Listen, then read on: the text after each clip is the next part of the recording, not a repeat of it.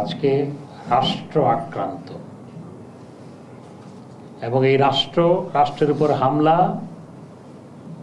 তারেক রহমানের নির্দেশে হয়েছে। দেখেছেন গতকাল টেলিভিশনে স্বীকারোক্তি দিয়েছে যে ছাত্রলীগ মারলে ৫,০০০ টাকা, পুলিশ মারলে ১০,০০০ টাকা, স্বীকারোক্তি দিয়েছে।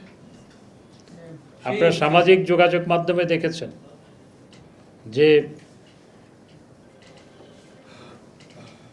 আমির খসরু মাহমুদ চৌধুরী কিভাবে নির্দেশ দিচ্ছে তাদের তরুণ নেতাকর্মীদের যে এখানের মধ্যে ঢুকে পড়ো, তোমরা এঙ্গেজ হও। এবং তারেক রহমান নির্দেশ দিচ্ছে, সেই অডিও ক্লিপ সরকারের কাছে আছে, যে কারফিউ ভাঙো আর না হয় পদত্যাগ করো। আর গত 28শে অক্টোবর, গত বছরের 28শে অক্টোবর যারা ঢাকা শহরে অগ্নিসংযোগ নৈরাজ্যের সাথে যুক্ত ছিল তাদেরকে বড় বড় পদ দেওয়া হয়েছে। এবারও বলে দেওয়া হয়েছিল